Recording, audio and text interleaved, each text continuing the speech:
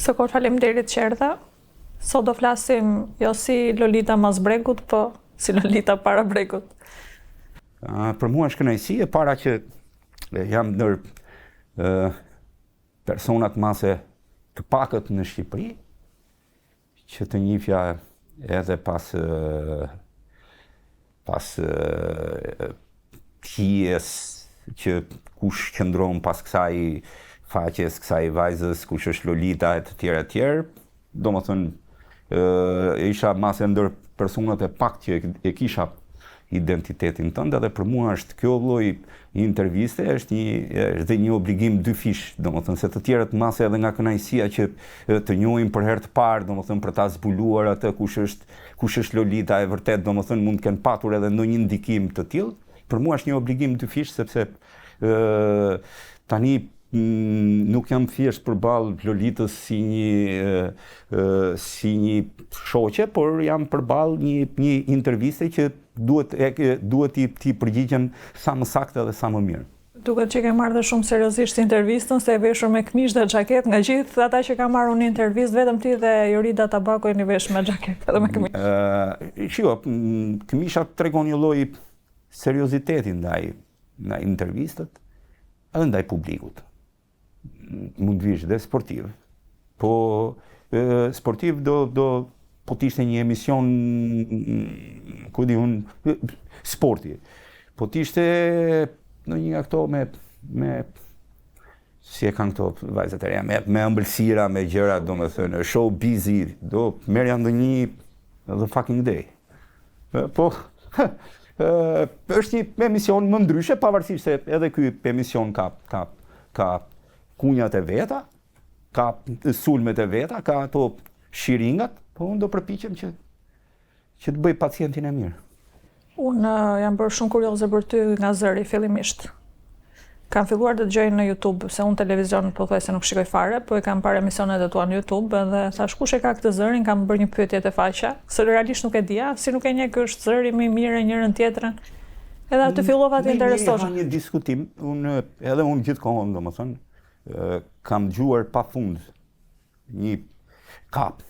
Viron Noti absolutisht është zëri më i mirë i gjitha kohërave në Shqipëri, nuk mund të zë brillant i kohëve moderne, edhe kohës së dikurshme dhe kohës moderne, është jashtëzakonshëm. Virgil Kule absolutisht. Po themi si zë, si potencë. Po flasim për periudhën tani të emisioneve se Kjell Symera në çdo lloj kohe mund të ta nuk e njoh fare. Do ta dëgjoj. Ja, i një publiku dhe në këto kohë absolutisht që Eno Popi gjithmonë ka qenë një zë i jashtëzakonshëm, një trajtshëm. Është ne të dy, unë dhe Eno kemi marrë të njëjtën shkollë, por Eno nuk kujdesen më shumë. Duke qenë se ishte më i vogël se mua, bëhet fjalë ne të gjithë e mësuam në një shkollë të jashtëzakonshme që ishte Radio Koha. Për ca kohë drejtoi, krasta më pas e drejtoi miku im i ngushtë Enkel Demi. Aty mësuam, me thënë drejtën,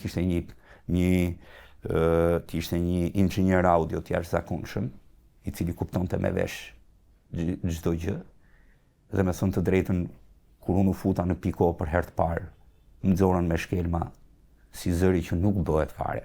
Këtë se besoj do të. Po.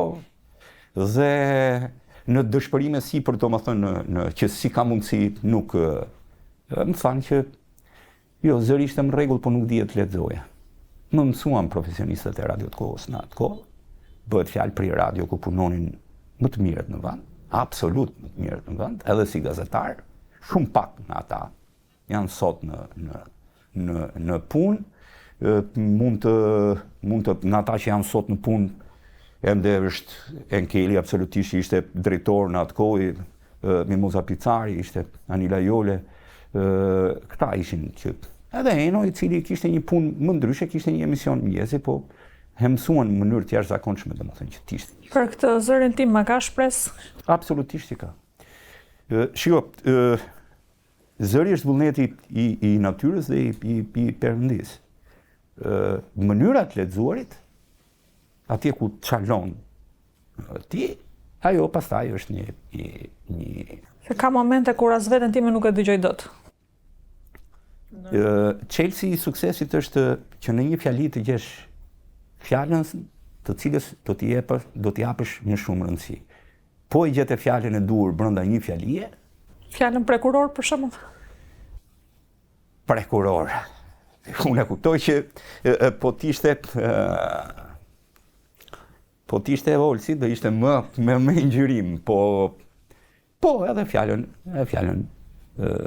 prekuror mundet, po ta gjesh atë po ta gjesh fiks fjalën më të rëndësishme në një fjali, do t'ishe, nuk po them më e mira në Shqipëri, po si gjithë të tjerët. Ja, nuk është se pretendoj të jem e mira, po të jem me dëgjueshme të paktën. Absolutisht do t'jesh e dëgjueshme, dhe nëse do ta vazhdojmë intervistën me këtë logjikë që në çdo pyetje që do më bësh, do t'i japësh rëndësi fjalës që ti po e mendon që është më e rëndësishme. Unë mendoj që kjo do t'jetë një ndër intervistat ku pyetjet e tua kanë një zë normal si të gjitha gazetarët e tjera në median shqiptare. Mund të vitë marrë seleksionet e MCN-ja, apo nuk ju le Endri Meksi kështu bën i puni jashtë orarit? Jo, Endri është një ndër pronarët më liberal në treg. Nuk ka asnjë lloj problemi. Është shumë i hapur, nuk ka asnjë lloj problematike të këtij lloji. Ndonjëherë, domethënë për ata që e njohin, ndonjëherë domethënë njerëzit edhe kujtojnë se ajo është kafe dhe nuk është televizion dhe ulen, domethënë dhe nuk është shumë është një ndër pronarët më liberal në treg, është modern në mënyrën e vet, ka puron dhe kanatierën e tij që i ka si simbole të veta, sidomos për ty nuk do thoshte kur jo, domethënë që të mësoje dhe MCN është një televizion që mëson, sepse publiku besoj pa i bërë një reklam televizionit ku punoj, po pika para aty janë, pavarësisht se numri 1 është Ylli Rakipi edhe nuk ne pastaj vijojmë të tjerët. A ke menduar ndonjëherë të shkosh me kanatiere në punë vetëm për t'i bërë përshtypje Endri Meksit, ose të marrësh një purën në dorë, ose që ta impresionosh pronarin? Jo, impresioni me pronarin e kompanisë ku punoj është ndahet vetëm me një whisky japonez. Ai mban gjithmonë në zyrë një whisky japonez, edhe sa herë që sheshojmë biseda me njëri tjetrin, gjithmonë unë pi se ai s'pikur. Ai pi vetëm pur. Koli, ti je me origjinë nga Skrapari, ke lindur në Sarandë dhe ke jetuar në Lushnjë një periudhë të jetës.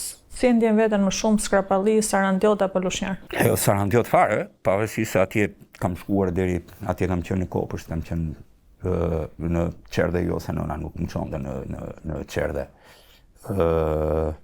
Absolutisht që në dokumenta vendindja ime është Çorovod Skrapar, duhet ta respektoj.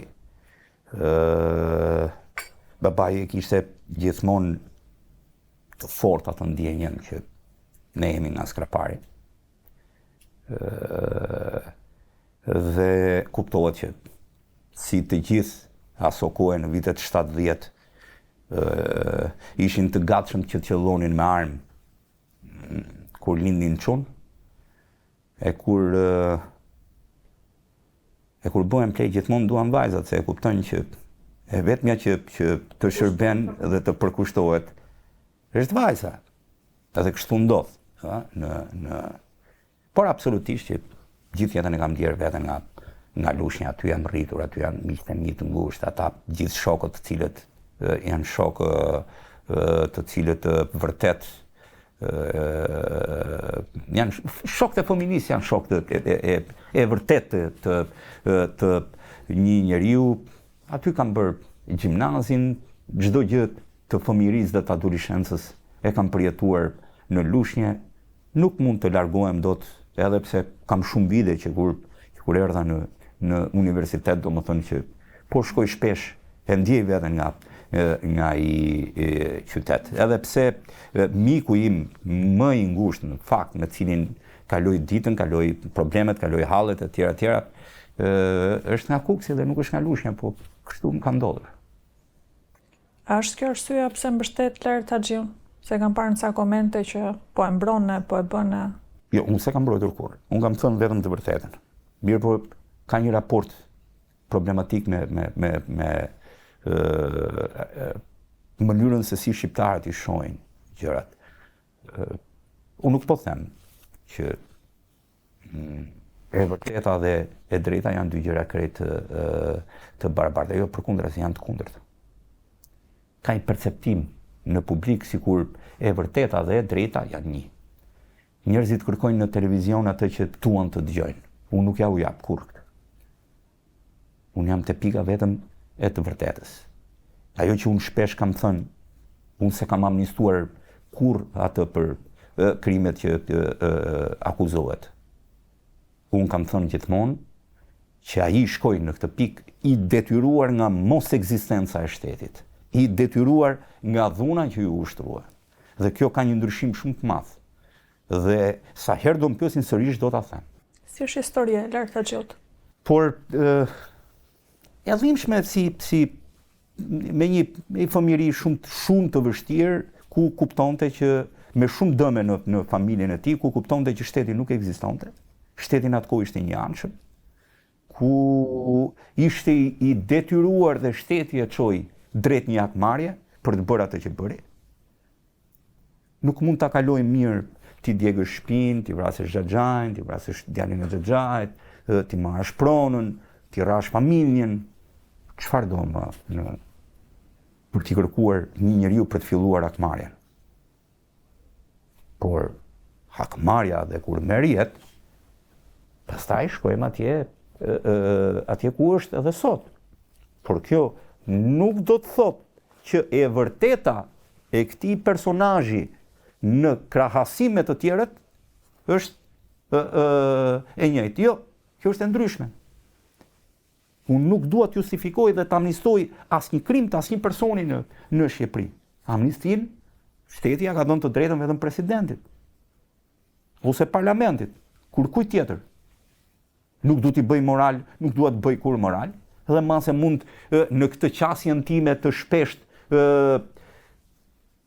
të afërmit e viktimave që mund të ketë shkaktuar ai, mund krijojnë një inat ndaj meje, dhe mund të kenë absolutisht të drejtë ta bëjnë këtë, por unë kam një problem në jetën time, raportin me të vërtetën. Raporti im me të vërtetën është i jashtëzakonshëm, nuk mund të jem kurrë në jetën time i pavërtet në atë që them. Dhe unë e njoh mirë historinë që këtë e çuan drejt kësaj rruge. Të tjerët jo. Të tjerët janë futur në një rrugë të tillë për shkak të parave, të fitimit të diçkaje, për shkak të trafikut të drogës, për shkak se mund t'i kenë gjatë kësaj rruge mund t'i ketë ndodhur diçka, janë shumë raste të rralla ato që vinë si ky personazh. Ndërkohë që mund të thuash që gjithmonë mbaj një krah, ndërkohë që miqtë e tij mund të më kenë sulmuar dhe publikisht, dhe unë këtë prap nuk e kam marrë si një formë që të vërtetën që them duhet ta anashkaloj. E vërteta është e vërtetë, edhe pse mund të mos jetë e drejtë. A ke thënë ndonjëherë vetes që këtu nuk ndryshon situata e krimit, më duket sikur po luftoj me vullin terës, po i marr ca lek në një bande, po i bëj një shërbim, po zgjidh ca hallet mijat, edhe nuk po merrem fare me. Shiko, unë e urrej gjithë ata që thonë paraja nuk është gjithçka. Unë e urrej gjithë shqiptarët që promocion brutal në atë që them që unë i bëj paras. Jo. Në sistemin që ne jetojmë, paraja është gjithçka mbi gjithçka. Njeriu në këtë botë jeton vetëm me para.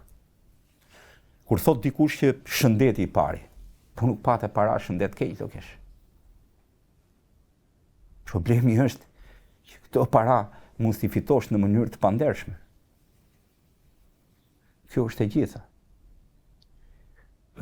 ati fitoje, ati ti merja ndëkujt në i bande? Mua nuk është se më kanë ofruar para Mi kanë ofruar, se edhe mund të isha tunduar, nuk e di. Ja, unë nuk tundohem kur për një arsye. Nuk kam qenë kur para kësaj zgjedhje, prandaj nuk tundohem kur vetëm për një arsye. Po të doja para të këtilla, s'ka pse ja merja atyre. Edhe unë shisja drogë. A kujton se kanë një zemër më të madhe apo në një inteligjencë më të madhe se mua që e bëjnë këtë punë? Fare. A mendon se mund të jem frikacak edhe se bëj dot? Jo. Thjesht nuk të mundohem të bëj një krim për para. Kaq, kjo është gjëja më e thjeshtë në botë. Se shqiptarët e mendojnë që merret dikush, domethënë shkon për të shitur droga, merret me ndonjë gjë, domethënë edhe ky është. Po ja, më njerëz. Biles, unë mendoj që mund të kem guxim më tepër se ata. Edhe për të futur në trafikun e drogës në Shqipëri është bërë kështu gjëja më e thjeshtë. Ka vende kudo. Edhe për mos u lidhur me shqiptar, me u lidh me maroken, me holandez, me italian, me çfarë duash. Tregu është i hapur, është liberal në të gjithë Bashkimin Evropian. Po të duash, ja aty i ke. Unë nuk ankohem kur për paratë e mia. Për një arsye. Po të duash, ja urdhë si gjithë shqiptarët e tjerë. A ti e ke në koshiencën tënde që çfarë ndodh? A të pëndora, domethënë të shesësh diçka që e di fare mirë që është e dëmshme për jetën e tjetrit? Sidomos për të rinjt. Dhe për të rinjt? Kjo pastaj është në moralin dhe në ndërgjegjjen e çdo njeriu që e bën. Kur e minjorë në fillim dhe më ke thënë që lëviz me autobus, unë thash dy mundësi ka, ose ky është shumë i varfër, ose ka shumë lek sa nuk do të bjerë në sy. Edhe lëviz me autobus për të humbur gjurmët. Jo, është e thjeshtë. Jam hyrë te personat më të përgjegjshëm në këtë vend për sa i përket çdo lloj sistemi jetësor të shoqërisë. Nuk kam patent. Për një arsye, sepse automjeti nuk e njoh, por alkoolin e njoh. Jam një degustus i jashtëzakonshëm i pijeve alkolike. Dhe nuk do doja kur t'i jepja një automjeti. Andaj nga zona jonë ne kemi çik qef alkooli, sa da unë kufi me skrabarin. Që të gjithë e kemi qef, por unë nuk bëj kur gabime që t'hipi në mos i dëgjoj këto prallat që thon për televizor, për shkak politikës. Që këtu mungon të kjo tabela, këtu është ndërtuar kjo rruga. Më shumë se 90% e aksidenteve me vdekje në Shqipëri vjen nga përdorimi i alkoolit. Këto pastaj që thon për ato që thon jo po se këtu se dalin pastaj specialistët këtu mungonte Karaxhata, ku e di unë, këtu ishte tabela, kështu kjo ishte. Dhe sa vret alkooli nuk i vret me përdorim. Vret më shumë se 300 shqiptarë në vit. Vetëm, dhe unë po them 90%, se në 10% mund të jetë një gabim vërtet, një ndërtimi të rrugëve, ashtu vënë ca goma përpara nuk lajmërojnë, e tjera mund të ketë një kthes të fortë, mund të jetë bërë edhe dikush futet. Por 90% është nga përdorimi alkoolit edhe i lëndëve narkotike. Tani unë i vorrej të gjithë ata që thonë hipa ama se aksident, po ti pive ishe brasës. Ky është ndryshimi që duhet bërë në Shqipëri. Të quhen të gjithë vrasje me paramendim ata që gjenden me alkool në drejtimin e mjetit ku shkaktojnë një aksident me vdekje. Tërsa unë nuk kam probleme me alkoolin, po pavarësisht që kam patent lëviz me autobus e shkoj e vjel këto lekët e gjopave çdo muaj, edhe më duhet të kontrolloj punën nga afër. Ti normale do të dalësh në Kemi thënë që të jemi të sinqert. Po të sinqert. E kuptoj. Isha i përgatitur që do bëje shiringa, kështu që thjesht vetëm duhet të jem një pacient i duruar që ta marrë ilaçin e dur. Koli sot në momentin që flasim, si është situata me krimin në Shqipëri? Qa më thuash në vija të përgjithshme dhe me fjalë të thjeshta që ta kuptojnë dhe njerëzit që nuk merren fare me këtë gjë dhe nuk. Po të them që është si 97, nuk e them dot sepse në atë kohë nuk kishte armët, i kishte kushdo, polici nuk, po megjithatë pra policia punonte. Jemi një pikë drastike në ulje. Shqetësimi më i madh është armatosja e të rinjve. po t'i shohësh, nuk është problemi më shitja e drogës. Policia mund të arrestojë brenda një dite 2500 shitës në Tiranë. I ka dhe dhënat, i di dhe kush janë. Po i arreston nga 30, sa herë merr pikën e dobët në popull, në komunitet. Sa herë që do të tregoj, domethënë, edhe zotron mediat arrestime bën për propagandë? Besoj se po dojë t'i arreston 2500, jo 25. I ka të gjitha dhënat. Të gjitha. Ka një hartë digital atje, ku çdo kush që shet, është me inteligjencë policore. Po thua që policia është në pikën e saj më të dobët? Ndër pikët më të dobëta të historisë. Dhe kur mendon që ka qenë pika më e lartë e policisë? Në cilën periudhë?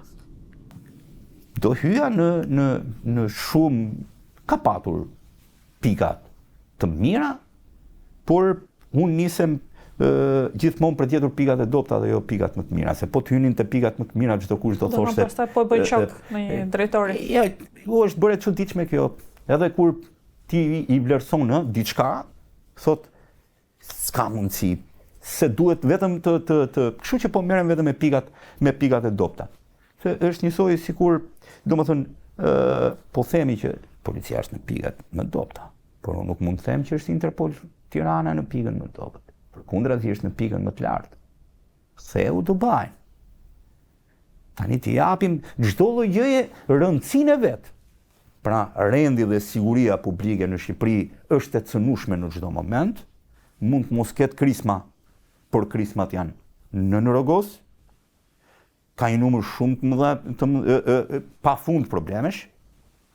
Policia është e shpërqendruar totalisht. Merret me nivelet më të ulta të krimit, me nivelin më të ulët të krimit, cilin e ka të thjesht për të identifikuar, dhe nuk merret fare me atë çfarë po ndodh. Për të qenë çik edhe për batut në emisionin tënd, i është bërë hall edhe Altin Dumani duke thënë që jeni të gjithë korruptuar dhe nuk bashkëpunojmë me ty. Shu hallësh pa çaun me Altin Dumanin në Mospaku se vdiqa po. Se kam ato hallë. Po pse pak është që nuk do prokuroria speciale të bashkëpunojë me policin fare? Po kur ka ndodhur një gjë e tillë në Shqipëri? Ku del prokurori dhe thot, në asnjë moment nuk ka ndodhur. Ju jeni të korruptuar, nuk bashkëpunojmë me ju. Tani ai di ca gjëra që thot. Vërtet mund të jetë incituar, po 5 gjëra i di se i ka letra. Nuk i identifikon dot, është një tjetër gjë. Tani themi atë që është. Nuk ndodh në asnjë vend të botës që një prokuror special të thotë nuk bashkëpunoj me policinë se është e korruptuar. Çfarë mendon se do jetë pika më e ulët e një policimi? Fundit polici për t'i shërbyer prokurorit është. Çdo veprim i tij prej prokurorit vjen.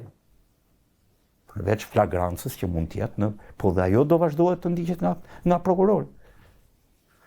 Tani kur prokurori ai është njeriu që i ka dhënë shteti besimin më të lartë dhe organika dhe piramida shtetërore për sa i përket shtetit dhe akuzës.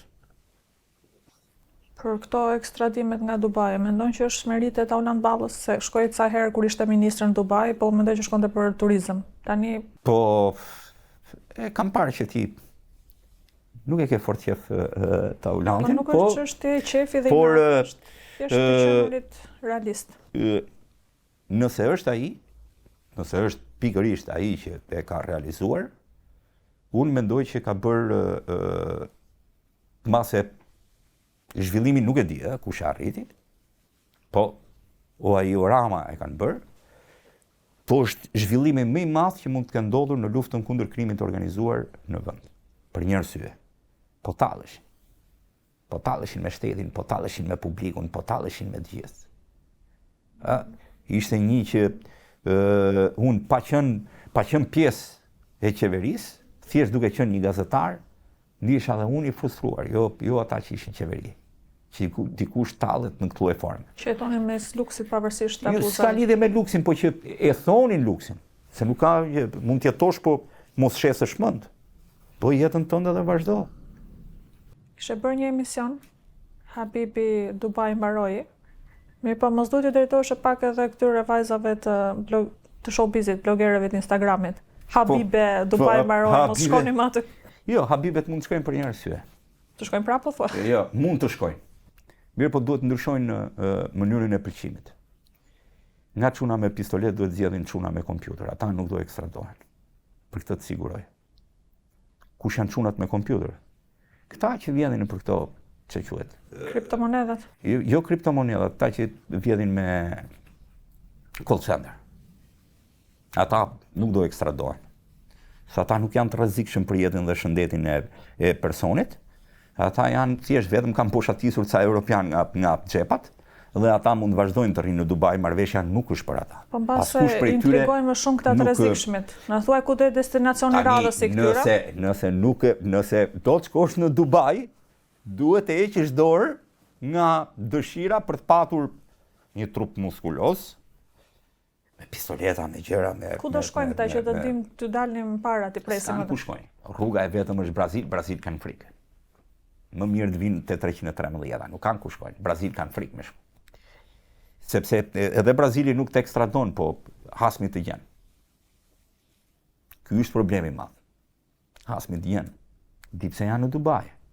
Jo se aty është Hong Kongu më i shtrenjtë. Edhe Hong Kongu nuk të ekstradon. Edhe Brazili është një jetë më e bukur se Dubai. Më e bukur. Rio është parajs. Se i ka ngel, por në Dubai nuk të prek dot askush. Ky është problemi. Jeta jote është 100% e sigurt. Kjo është ajo pse rrin. Se vetëm Dubai është luksos se e kanë bërë Dubai si mrekullin. Jo. Po këto historitë që armiq që takohen në Dubai shkëmbejnë me njëri tjetrin dhe pa mundur dot t'i thonë asnjë gjë. Për çfarë ti thon? Për një gjë të vogël, për një grusht ekstradohesh, për një plagosje dënohesh me burgim përjetshëm, për një vrasje dënohesh me vdekje. Prandaj jetojnë në Dubai se janë të paprekshëm. Janë të paprekshëm nga ekstradimi, janë të paprekshëm nga çdo person. Vrasja e fundit në Dubai daton në 2019. 4 të rinj kinezë kishin ndjenjën e hakmarrjes të jashtëzakonshme, shkuan për ta vrarë njeriu që kërkonin në Dubai, të 4 të dënuan me vdekje. U pushkatuan. Kaq, mbaron historia. Pse kanë zgjedhur Dubain? Se janë të paprekshëm për jetën e tyre. Priten ekstradime të tjera nga Dubai? Absolutisht po. Mirë, po mund të kenë fat zhvillimet e fundit në lindjen e mesme. Mbyllja e aeroporteve, mund të vunoj, mund t'i kanë gjithmonë fat. Kanë gjithmonë fat. Edhe mundet, për shembull, gjatë kësaj jave Dubai e mbylli aeroportin, e rihapi prap, por dhe mund ta mbylli. Dhe në kohë luftre, në atë që globi po rrezikon, nuk ka ndërmend njeri të merret me ekstradimet për Shqipëri. Pra zhvillimet në lindjen e mesme mund ta shtyjnë, mirë po mos harrojmë që po e shtyjnë kohën e ekstradimit, mund të shtyjnë edhe procedurat brenda ligjore që ti mbash në burg. Duket si shah në një lloj logjike, por ja që ndodhi, domethënë pikërisht në pikën më të mirë, kur ishin bërë gati që gjatë verës të ekstradohen më shumë se 20 persona të tjerë drejt Shqipërisë, ndodhi ajo që ndodhi, pasiguria në aeroportet e Emirateve të Bashkuara Arabe, dhe nuk mendoj që do ketë njëri mendje dhe kohë që t'i marrë shqiptarët e t'i sjelli me këtë. Do ketë arsye të tjera. Megjithatë, le ta presim çfarë zhvillimesh. Unë nuk jam amator në zhvillimet gjeopolitike, thjesht vetëm e hap atje te CNN-i dhe dëgjoj çfarë bëhet në botë, domethënë, po nuk di të komentoj se vazhdon lufta, do mbyllen aeroportet, do ketë një vazhdimsi, po spati, normalisht që edhe ata do përfitojnë nga kjo lloj trazire në lindjen e mesme. Në gjykimin tënd, ka vërtet banda kriminale në Shqipëri apo janë thjesht sa çuna me këpucë pellushi edhe Gucci të veshur me logo me gjëra që bëjnë si të fort? Ka grupe shumë të rrezikshme. Ka grupe të rrezikshme të cilat dukshëm nuk kanë lidhje tipikisht në atë që thuhet shpesh me shtetin. Në ndonjë moment ndeshen me shtetin dhe gjithmonë humbin. Unë kam nisur punën në vitin 1995 dhe nga 95-a deri më sot, të gjithë ata që kanë patur pushtet në kohë të caktuar në Shqipëri kanë rënë dhe janë ekzekutuar, sepse gjatë gjithë kohës kanë menduar që mund ta sfidojnë shtetin. Prandaj nuk ka në Shqipëri mafja. Mafja nuk e sfidon shtetin. Mafja është partner me shtetin. Këto janë grupe tipike që krijojnë një ide kur e gjejnë një shtet të korruptuar siç mund të jetë, të pafuqishëm, kujtojnë se mund ta sfidojnë. Mirë po vjen rradha në çdo moment, që mos i përdor me emra sepse nuk kam dëshirë që emrat e të vdekurve ti përmend, janë ekzekutuar, kanë një. Po nga këta të gjallët që si përmendet emri ka? Ka dëgjuar këtë shpesh, po kujt nuk i përmendet emri. Shiko, ka një Shqipëria ka i gazetari bastarde pa rregulla. Ti mendon se dikush i ka bërë 15 vjet burg për i vrasje, ka mbaruar detyrimin ndaj shoqërisë, ka dalë, dhe ti tani duhet i bësh hall në jetë të ja përmendësh sa herë që ngrihesh ti po filani. E di si janë rregullat në Shtetet e Bashkuara të Amerikës? Në momentin le të ketë bërë krimin më të rënd në Shtetet e Bashkuara. Kur del nga burgu gjykata urdhëron të gjitha mediat të fshin çdo lloj materiali që kanë bërë për të. Në Shqipëri, të gjithë këta që kanë dëshirë kur e shohin atë, thot pse nuk e sulmon, po si ta sulmosh? Për çfarë? Secili ka drejtë. Oligarkët janë më të paprekshmit në këtë vend. Ja u nxjerrë emrat Spaku dhe kur kush nuk ka guxim t'i nxjerrë nëpër media, i shkruan me iniciale, ja u fshehin gjithmonë. Nuk kanë guxim asnjë që thot po filani ishte. Jo të fortë. Ka të fortë që nuk i përmendet emri. Se po ta përmendi prokuroria, ç'a do ta fshen unë emrin? Po si ta përmend unë emrin? Ku e di unë që ti ke kryer një krim? E shpika unë që ke kryer ti një krim? Jo. Edhe vim të këto pallavrat e këtyre del në njoni, se ka caqës, po ku? Cili nuk i përmendet emri? Ti thua që, për shembull, bëri njëri 25 vjet burg, edhe tani me që e mbaroi burgun, hatja përmendim emrin. Po çfarë është burgu? Ai ka paguar çmimin e tij tashmë. Kaq, për çfarë do merresh ti me të? Se kam dëgjuar të është një po kush më kur e nxori prokuroria dhe të thot, ky njeri akuzohet për vrasje, dhe media nuk po ja përmend ka emrin. S'di, ndokënd. Ti thu, del në njëri thuti, me që të kam thënë ty një thashe them për atë, hajt tani në bazën e thashe themeve të kësaj paçavure mediatike që ndodhet në Shqipëri, se ky është sukses i Ramës. Hapi 100 portale për t'ulur besimin në popull. Mos e hapën vetë nga dëshira që kishin për ti, Shurbyr Ramës. Po 50 i hapi Rahmat Vedër, po 50 e hapën dhe këta që shkruajnë paçavure. Dhe tani njësoj si ti që je në raportin me të vërtetën, njësoj si kush tjetër që paguhet 3 lek për të thënë një idiotësi atje, domethënë, këtë besoj populli. E ka thjesht shef shalet atje këto. Këtë historinë e gjobvënjes për mua e kishin besuar dhe ata në fshat. Madje mendonin që isha në burg për shkak të gjobave. Kështu që e besoj këtë pjesën që edhe ata që s'thon të vërtetën prapë besohen. Kjo është mënyra se si e shkatruan media në këtë vend. Është e thjeshtë. Dhe kishte pastaj teoricien që kur morën drejtimin e televizioneve të mëdha, çfarë bën? Futën emisione pa fund me vajza të cilat nuk japin mendjen e tyre, po nxjerrin vetëm këmbët atje edhe. Ky është dhe një popullsi e frustruar seksualisht. Do ndronte. Ndoshta kemi problemin e që s'kemi të bukura dhe s'kemi ç'a nxjerrim. S'kemi, thjesht po bëjmë sikur po bëjmë emision. S'kamu në probleme të këtij lloji, domethënë, po e mendoj që më vjen vërtet keq që media ka ta ndisë në këtë. Dhe në pikën ku e besoi Ramën, po Kazani është. Dhe Kazani madh shumë. Duhet ndalet. Duhet formzohet në një lloj forme. Duhet ketë një ligj. Sa thjesht, te një portal, sulmon ty personalisht. Dhe si e gjen drejtën ti pa patur një. Këtu s'kam të fyej tjetri domethënë në pip dhe nuk ke ku ta ankohesh fare.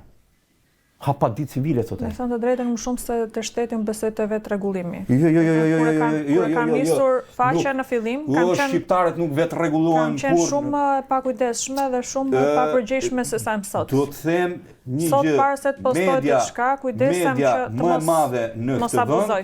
Media më e madhe në këtë vend aktualisht në këto është një që nisi ja ky tipi po bën shurrën Kelana. Dhe tani thot, unë jam më e madhja në vend. Dhe çfarë ke bërë gjithë jetën? Kapi komshiu me komshien, si e gjeti gruaja burrin. Po mbase ecën më shumë të. Mbase ka kërkuar audienca këtë lloj lajmi. Që më e kërkoi Rama këtë lloj lajmi. Intereson një histori të tillë. Unë Rama nuk e kam qef fare, po nuk mendoj që duhet fajsuar për çfarë do të gjë. Nuk e kam unë. Po shikosh lajmet që klikojnë më shumë janë këto me histori roz, me histori lane, u kap kush me kë dhe nuk jam unë kundra në Tani çfarë do të bëj Rama këtyre që kanë një qef kështu lloj historish? Po jo, ka një rregullim, domethënë ne s'kemi ligj. Po kur kanë tentuar për ligje kanë parë si një lloj censure. Do të thënë këta që ishin të interesuar, këta që bëjnë lek. Këta që u çojnë këta oligarkët në 5 lekë atje, domethënë që të marrojnë punë, nxjerrin shpenzimet e. Dukesh më shumë si xhelos që të sjellin oligarkët lekë se sa. Jo, po të doja të thash që unë ja u merrja oligarkëve kur doja Po nuk është kjo. Më vjen keq për profesionin. Po të më duhen lekë lë profesionin dhe iki, nuk merrem me një gjë tjetër që nxjerr para. Nuk merrem me këtë punë. Unë adhuroj profesionin tim si ditën e parë që kur e kam nisur. Kur ja vendose emrin e emisionit KÇK, Kap Çat Kapësh, e kishe fjalën si gazetar Kap Çat Kapësh në i lekë dhe pastaj shihetën, ose për kriminalët që Kap Çat Kapësh se i di do të vi Rama? Gjithë jetën time, po të kisha një emision do t'ja vija vetëm natën e mirë dhe pa çfarë. Sepse jam një ndër i thtarët më të mëdhenj të Eduard Moreau, një gjigant domethënë, një vatin luftë dytë botërore dhe bëri vetëm gazetar, nuk shkrepi asnjëherë armë, është një gjigant në llojin e vet. Hapi tipikisht emision siç e kam unë, hapi në vitet 50 në Shtetet e Bashkuara të Amerikës dhe e quante Good Night e Good Luck. Dhe kjo është në kokën time, e kam ndjekur pak ka në YouTube për ta parë se si e drejtonte ai, por frymëzimi më i madh ishte pastaj kur pash filmin hollywoodian që u bë pikërisht për mbi jetën e tij dhe mënyrën dhe atë çfarë ai kishte dhënë për të vërtetën dhe për drejtësinë në Shtetet e Bashkuara të Amerikës. Kap Çat Kapësh ishte akordi që me pronarin e MCN-s është e pagzoja ndërmjeksi, jo Kap Çat Kapësh, unë e kisha ndryshe e vuni Kap Çat Kapësh dhe mua mu duk bukur, kjo ngjiti tek njerëzit, mua më bëhet qefi që kam një emision të ndjekur, i respektoj shumë të gjithë shikuesit dhe ndjekësit e emisionit, nuk pretendoj wow, që po bëjt në një revolucion në përkundrazi, ndjek ndonjëherë revolucionet në botë, përpiqem të fus diçka në emisionin tim, por di që ajo që është brenda aty është 100% e vërtet, nuk e teproj kurrë me informacionet që mund të marr. Në vesh mund na sjellin informacione pafund për gjëra të cilat mund ndodhin në këtë vend, por nuk dhe do të them personalisht kam qenë 3 herë i akuzuar për shpifje. Të 3 herët e kam fituar, të 3 herët i kam fituar me qeverinë socialiste nga 97 deri në 2005, 3 herë, po më kam thirrë në prokurori me orë të gjata për të më marrë në pyetje për një lajm. Dhe kur kjo hiku, unë thash që u bë një gjë e padrejtë. Sigur kjo të kthehej, do shifnim kishte më portale apo jo. Shpifja është një gjë që duhet këto lirit na mbytën me lirit e gazetarëve, a thu këtu nami domethënë për të ushtruar dhunda i gazetarëve. Këtu nuk ka kjo lidhje, fare. Gazetarët janë të lirë, ndil atje në rrjetin tënd social e thuj. Nuk kemi të bëjmë me censur, po me autocensur. Po jo, edhe autocensur. Dile ke një rrjet tënd social, bëj çfarë duash. Shkruaj çfarë duash, po të janë të vërteta. Dhe po mos të cënojnë. S'ke nevojë fare ti për një media, bota është hapur e tillë tani. dikur mund të kishte censur. Shumë e vështirë për ta mbajtur Ka një fjalë sido që ta marrin, ka një fjalë që më pëlqen jashtëzakonisht edhe është e botusit Koço Kokdhima. Sa burrë thoshte. Unë nuk të censuroj, unë nuk të punsoj. Ti thua që se i kam dëgjuar ta shpesh për këtë. Ti thua, unë dua të vi te televizioni jot, që ti je një përkrahas i qeverisë dhe du me shah qeverinë. Po jam unë nuk të punsoj. Pse të punsoj? Unë jam me qeverinë. Dhe kështu është e ndarë media kudo në përballë. Ka qenë më përpara kur donte të pleqërojë me kryeministrin e Vonok, se tani nuk besoj që është më. Jo, kur e thoshte, kur e ka thënë këtë për herë të parë, kishte një debat shumë të madh publik. Po censuroj apo jo? Jo, më nuk censuroj, nuk punsoj. Është shumë e thjeshtë. E kam dëgjuar gjithmonë këtë, sidomos nga opozitarët, thotë, unë dua të punoj te reporti, po duhet të shaj qeverinë, po nuk do më Karlo.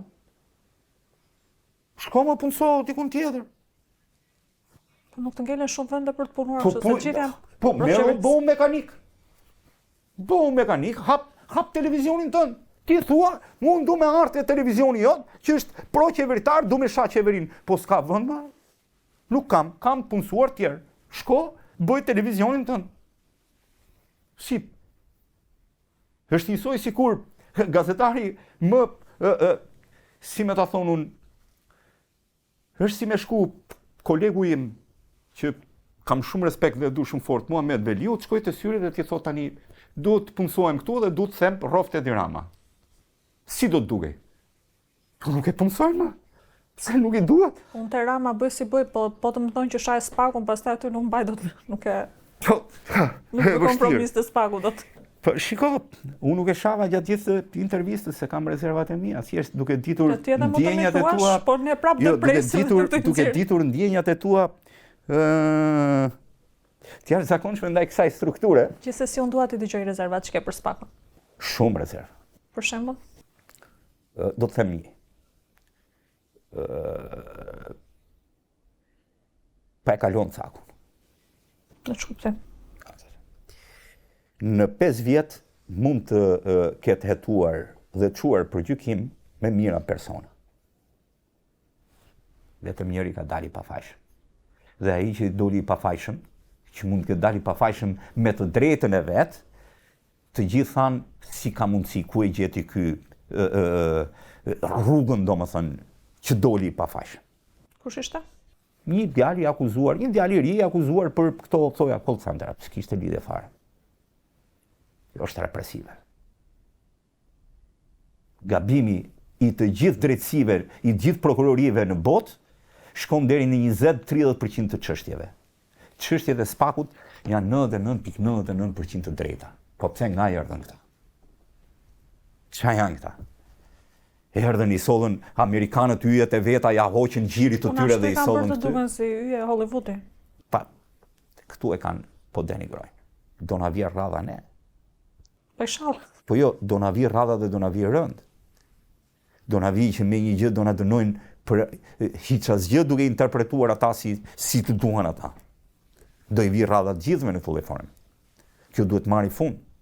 Po mund të jesh ti 99 kaq represiv ndaj çdo kund. Ti ke para vetes shminë e gjallë që spaku nuk thret kot. O ka njëri që do thritet kot jam unë dhe ata nuk thrasin. 99.99% e çdo arresti që kanë bërë, e çdo të akuzuari që kanë bërë, ka përfunduar në burg.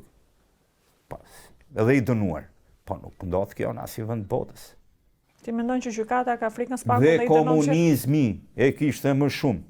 Dhe komunizmi thoshte këtë e morëm kot. Edhe falte 5-6 veta. Thoshte janë pafajshëm gjatë gjykimit. Në ekzistencën e vet, spaku na paska gjetur vetëm një me call center një djalë aty. Po kjo është represive në mënyrën. Tani këtu ishin, po këta prokuror, këtu ishin se i kemi parë. Tani kur punonin në prokurori rrethësh, kur punonin në prokurori rrethësh e kur punonin në prokurorinë e krimeve të rënda, na dilnin që mund të bënin 20% gabime. Ndoshta nuk kanë pasur kaq shumë mjete, e shumë mundësi për të. Nuk është po ndoja, po përpiqem të kuptoj më shumë.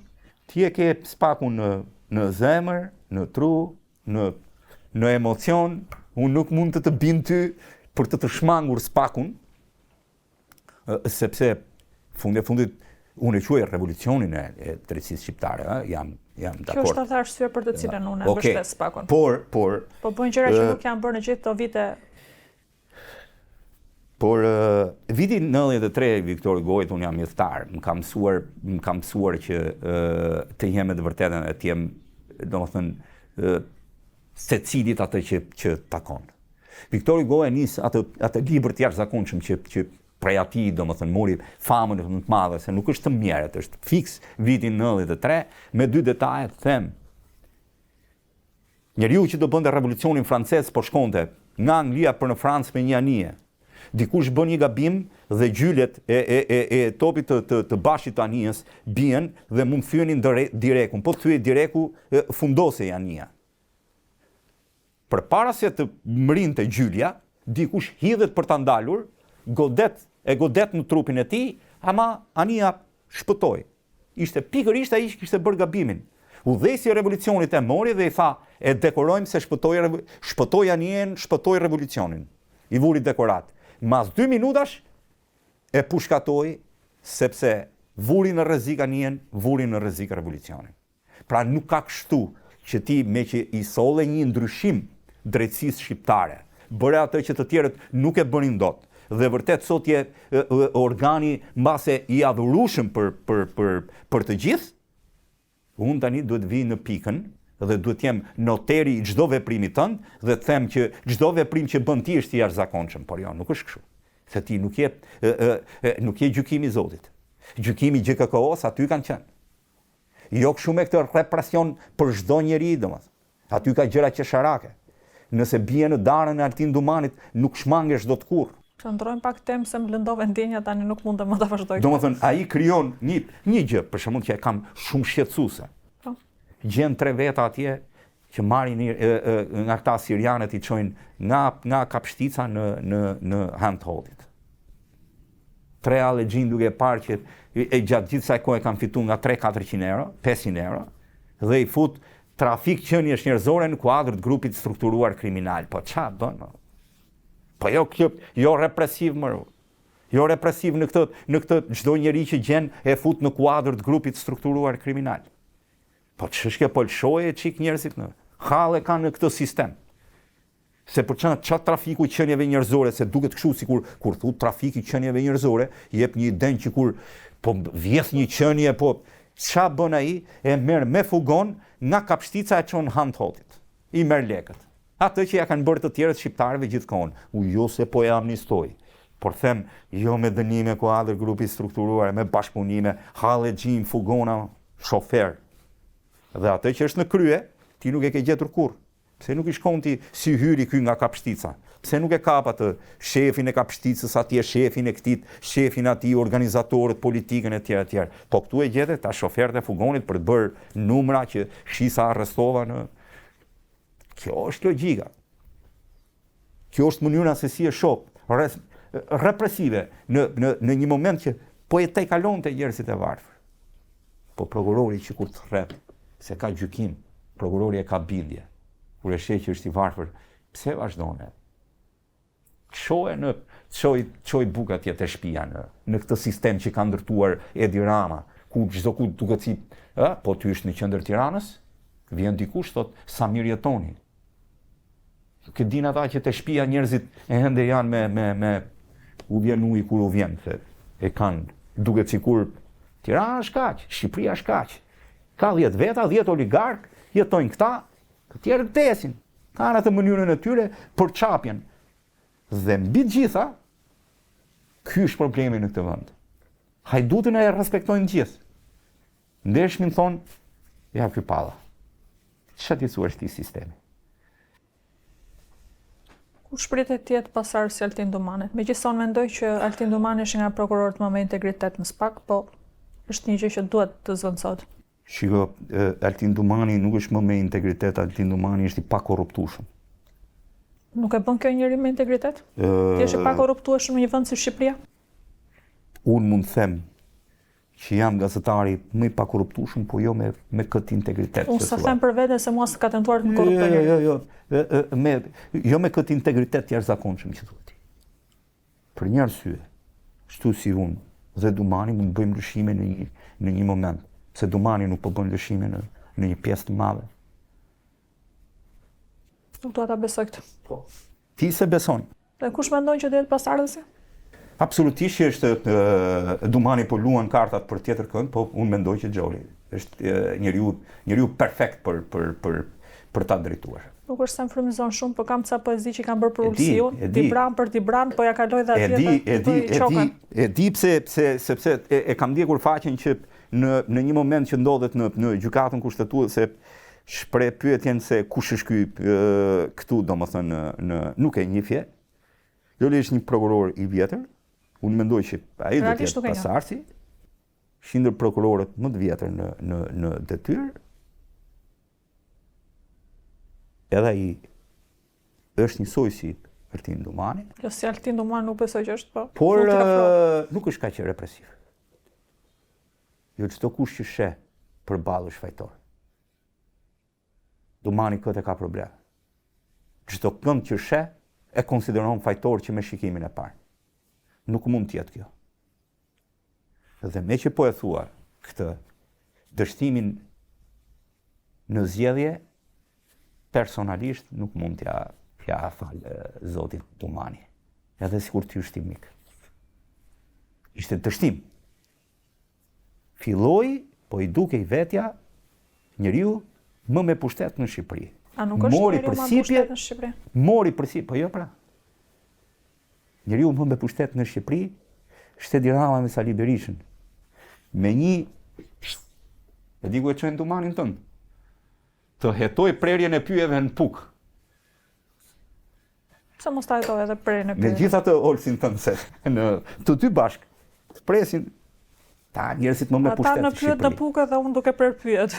Mirë, ti ndiqi për t'i parë, por unë kjo ndjek për ndodh. pasion, nuk e ndjek Për pasion, por kjo ndodh. Kjo ndodh në ata janë njerëzit më me pushtet. Morën përsipër të gjithë këta, morën përsipër mbarvajtjen e zgjedhjeve. Tani duhet na thonë, për të mbyllur gojën edhe opozitës, për të mbyllur gojën edhe time, edhe të gjithëve. U vodhën apo jo zgjedhjet?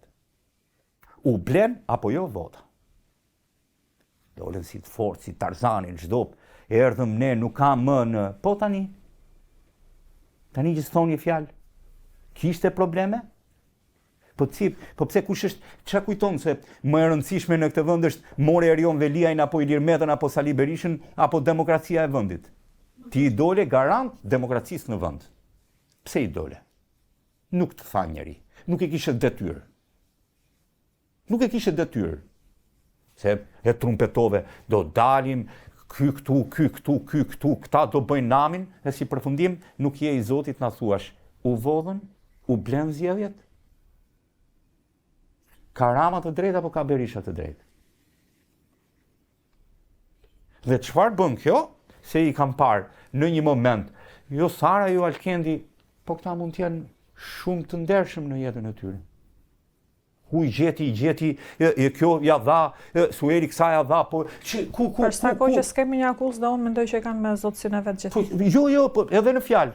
Tani i takon prokurorisë, thotë. Ngelën gjithë duke bo batuta, se kjo, po pse kjo? Pse kjo? Pse kjo? Tani ne ja lëm kësaj. Nuk po merrem fare unë me mos pranimin e zgjedhjeve nga Sali Berisha, se nuk i ka pranuar kur zgjedhjen. Nuk i ka pranuar kur ka humbur. Asnjëherë. Tani unë merrem me SPAK. Pra si përgjigje. Ishin apo jo të ndershme këto zgjedhje. KQZ-ja thot po. Tani fjala është e SPAK. Pse e more përsipër? Ti ishe arbitri në këtë mes. Mbylli gojën gjithëve. Thuj, nuk jam unë, nuk hyte njerëzit që po unë e di, vajta atje dhe pash, që u morën zgjedhjet, bleu ky, nuk di. Votën time nuk e bleu kurkush. Kaq, është e thjesht, po e mori përsipër. Dhe tani nuk flet. Kështu që kërkojnë ndjes domethënë që ta sulmova njeriu në zemrës, po tani mbasi Edi Rama ka marrë 83 mandate, si mendon që do të situata politike në Shqipëri?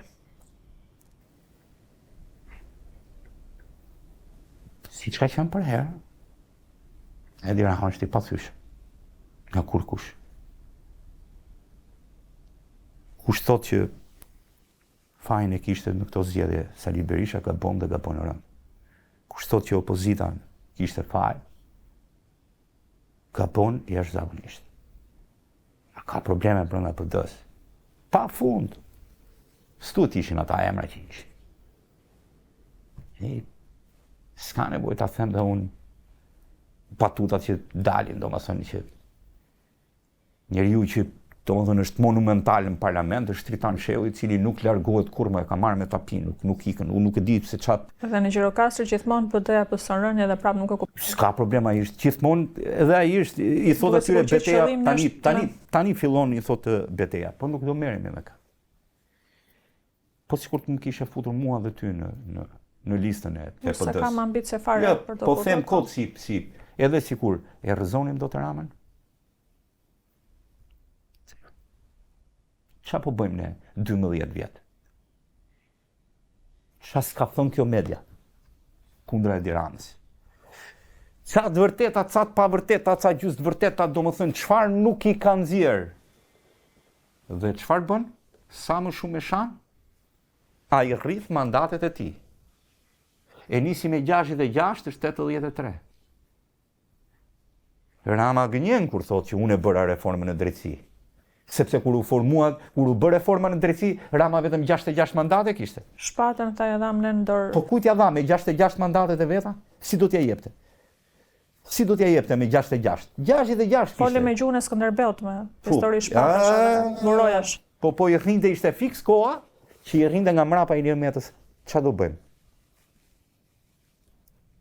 Tani kohët kanë ndryshuar. Njerëzit kanë memorie të shkurtër. Ja thonë atë që duan. Kjo është logjika. Megjithatë, unë mendoj ndryshe. E mendoj totalisht ndryshe. Me që jemi te Ilir Meta, je informuar të paktën si skrapalli thjesht nga ana njerëzore, të kuptosh se çfarë ndodh me jetën e tij në burg. A ka krijuar shok brenda 313-s?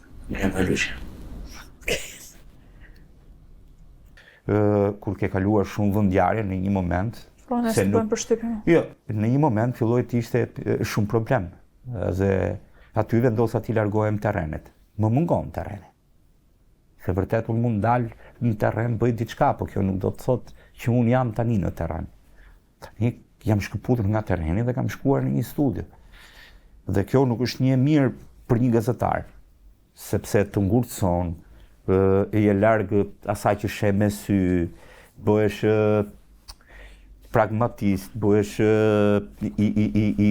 i varfër në mënyrën, sepse një vendjarje t'jep emocion, një vendjarje t'jep më shumë ide se si ta përpilosh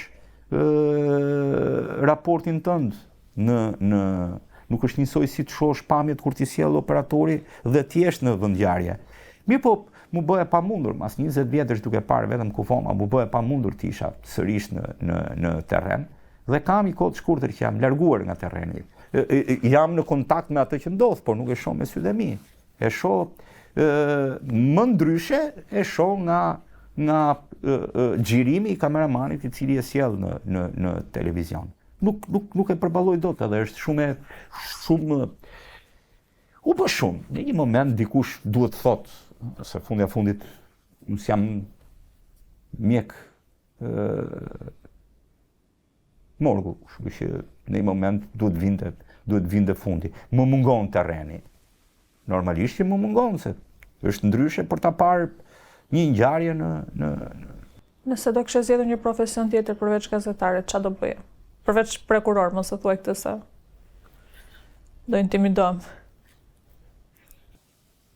Po t'ishte sistemi komunist, normalisht që isha projektuar për i mësues letërsie. Dhe ishte dëshira ime më e madhe. Kam dëshira dhe sot e kësaj dite. T'i jepja brezave tashëm, si letërsi për atë të cilin kam. Jo gazetari, u ka qenë dëshira ime të jem gazetar, që gjithkohon t'jap mësim letërsi, domethënë asgjë tjetër në. Dhe biles, nëse do t'ishte një rrogë e kënaqshme e përballueshme për jetesën sot në Shqipëri, do ta lija në çdo moment për të bërë mësues letërsie. Por normalisht mësuesët keq paguhen në këtë vend. Dhe nuk do më dinin për të patur një atë jetesë normale që bëjnë.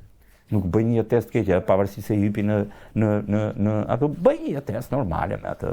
Është shqipëres që më shumë dëgjon Klevja në TikTok se sa mësuese në letërsisë. Do ishte shumë e vështirë. Jo, unë do isha mësuesi më nuk do ngeli askënd. Nuk do ngeli askënd. Ky sistem rus po është sistemi më i mirë. Në Rusi nuk ngel askush. Kush vjen dhe është në klasë, njeriu që do mungonte, do ngelte për shkak, jo për shkakun tim, për shkak të marrëvajtjes në shkollë. Po një njeri i cili vjen me prezencë në shkollë, do të thotë ka marrë 5, edhe pse nuk do të më dëgjoj mua. Nëse ndodhet aty fizikisht, ai e ka bërë mundimin e tij. Kjo është pedagogjia ku do në botë. Një nga baballarët e arsimit është rus. Dhe më i madhi mendoj. Ai krijoi shkollat e riedukimit në botë. Këtu e 200 vite më përpara. Por të gjithë i masakruan këto shkolla riedukimi. Ai nuk e krijoi shkollën e riedukimit, quhet babai i arsimit në botë. Edhe nga OKB-ja, janë 4 baballarët e arsimit. Një është i profesoresh Montessori në italiane, por ai krijoi një sistem të jashtëzakonshëm që tha, ata që nuk mësojnë, t'u japim pse duhet din ata matematikë. Bëjmë një shkollë t'i mësojmë për zrugtar, t'i mësojmë për që të mos rrinë më trena dhe mos bëhen, mos i shkojnë krimit. Ishte zhvillimi më i madh arsimor që mund t'i vinte globit. Në këtë vend nuk ndodh një gjë e tillë. Shqipëria do ta humbi identitetin e saj. Pse? Shkatruan shkollat? Shkatruan arsimin? A doli Kristali me kompani? Kaq marroi. Kjo është dërma që do t'i jepej arsimit. Isoj ti që ke mësuar pafund, që ke dëgjuar dhe atë profesorin e vjetër atje që të vinte 4, ti kishe mësuar gjitha po për një gabim. Dhe ky me i cop letër bakalli aty që vjen thot, kam mbaruar bakall për bakall, çfarë do më shumë kjo qeveri? Nga këta bakallaxhin më shumë se 7% e kësaj administrate nuk ka diplomat e shtetit. Ka diploma me mjetit, me kompani. Gjithë copa letrash idiotë atje që i hedhin. Kaq. Po nuk është nevojë të shikosh diplomën për të kuptuar se çfarë lloj formimi kanë. Një pjesë e madhe nuk din as të shkruajnë një fjali nga fillimi në fund pa gabime drejtshkrimore. Do thosh atë që thot banka botërore që janë analfabet funksional. Po prandaj pra them që kombi ka një gabim shumë. Ke politikanë që nuk din të shkruajnë, që postimet në rrjetet sociale ja bojnë të tjerët. Shit, për çfarë shkruajnë? Që të ngelen si ne thoj prapë të varfër. Po jo, shit, ata kanë thënë. Ato para i kanë fituar ashtu si i kanë fituar. Ta blen njerëz. Nuk ka nevojë të blen dumanin, po dumani nuk i jeton dot ata. Shumë e thjeshtë. Dumani vërtet është i pashitshëm, po edhe ata janë paprekshëm. Mos po kërkojmë shumë nga dumani. Siç është edhe shpreha nuk vjen pran vera me një lule. Mos ta kishte marrë rolin e Spartakut. Po ndoshta se ka marrë, kanë thënë. Po e mori rolin e Spartakut. Tani ta çoj deri në fund. Ja me shpatë deri ku të lën. Mos kemi prapë Spartaku se do më lëndosh prapë. Spartaku shkoi deri ke ngelit e kangjëllat e Romës. Kur do marrin ngelit e kangjëllat e kryeministrisë, atëherë do t'jap të drejtën. E do të them. Po, Lolita kishte drejtë. Ata mbyllim këtë intervistën? E mbyllim me një kënaqësi shumë të madhe. Unë ndjeva mirë, shpresoj që kam qenë në Se di që po ta vazhdoj dhe një orë prap do fillosh të më shash spakun dhe nuk e toleroj dot më këtë. Jo, nuk e shajmë. Nuk unë kam qenë një ndër mbrojtësit dhe do vazhdoj të jem një ndër mbrojtësit e spakut, e kuptoj që nëse ka vërtet të rëndësi një gjë në këtë vend, është ky organizëm në kur mos e merr sikur unë kisha rezerva. thjesht kam atë të raportin tim me të vërtetën dhe e drejt nuk është që unë të kem rezerva ndaj SPAK-ut. Po atë që thash është e vërteta. Sepse në të kundërt, ti do ma kundërshtoje. A do të thuash në fund atë fjalin tënde mirupafshim dhe pa çefat, ditën e mirë dhe pa çefat, apo ti mendon që unë kam fatin e Lolitës edhe nuk është nevoja të murosh pa çefat? Jo, ti ke fatin e si çdo vajzë, nën, grua, e një pjesë shumë të madhe të Shqipërisë, që nuk i vlerëson kur kush. Të gjithë flasin për blogere, flasin kur për 3 ose 400 migrantë që punojnë dhe nuk i shiten kur kujt dhe punojnë në rroba qepësi. Mbledhin specat e kastravecat e domatet në fshatin e tyre, punojnë në shërbime në përqendra tregtare, ndërkohë që kanë thjesht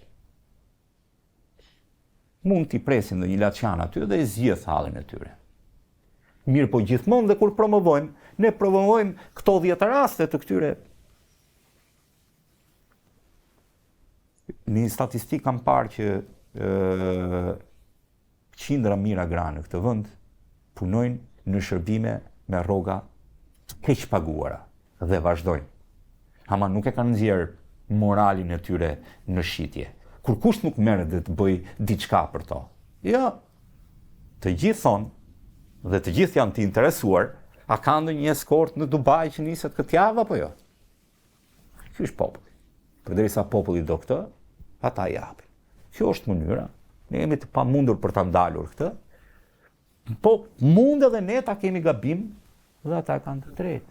Se kam ndonjëherë këtë dilemën, mos ndoshta jemi në gabim. Po mundet.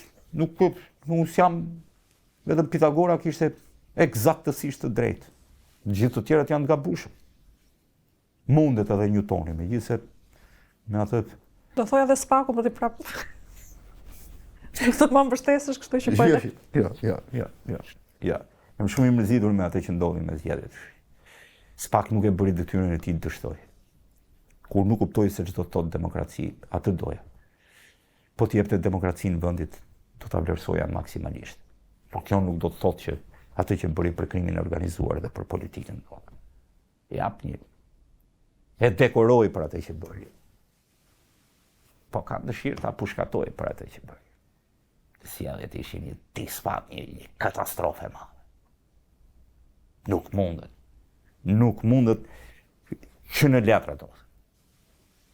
Jo Sali Berisha të ishte në opozit, po kushdo nuk mundet që të vish mas një korrupsioni galopant nga 66 në mandatin e 4 në 83.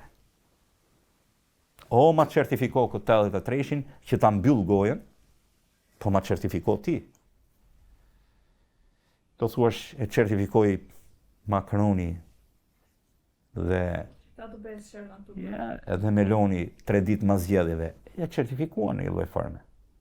E certifikuan, absolutisht e certifikuan. E certifikoi dhe KQZ-ja. SPAK-u heshti. Kur ti çosh mesazh Dumanit e rën tjetër. Ja çem kështu publikisht se nuk ja kam numrin po. Ta japun. Atë përgjigjet tua? Fedi. Faleminderit. Edhe unë ju falenderoj shumë për